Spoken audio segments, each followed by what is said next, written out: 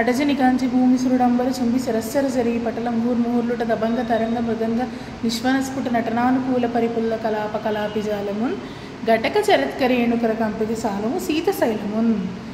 మనకి ఇంగ్లీష్లో tongue twisters ఉంటాయి కదండి. To enhance hour fluency, tongue fluency, మనం ఇంకొంచెం స్పష్టంగా చాలా కఠినమైనవి కూడా మాట్లాడగలిగే విధంగా ఈ టంగ్ ట్విస్టర్స్ మనకి హెల్ప్ అవుతాయి. మనకి తెలుగులో ఈ టంగ్ ట్విస్టర్స్ కంటే ఇలా ఎన్నో గొప్ప అద్భుతమైన పద్యాలు చాలా ఉన్నాయి.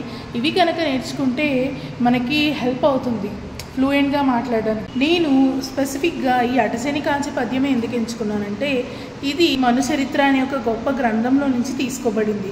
ఈ పద్యం యొక్క మీనింగ్ అలాగే మనుచరిత్ర యొక్క కథ తెలుసుకోవాలనుకుంటే, అలాగే ఈ అటజని కాంచి పద్యం యొక్క వివరము, దీని కథా కామామీషు, అలాగే ఈ పద్యం యొక్క అర్థము తెలుసుకోవాలని అనుకుంటే అందరూ కూడా కామెంట్ సెక్షన్లో అడగండి. నేను కంపల్సరీ దాని మీద ఒక వీడియో అయితే చేస్తాను.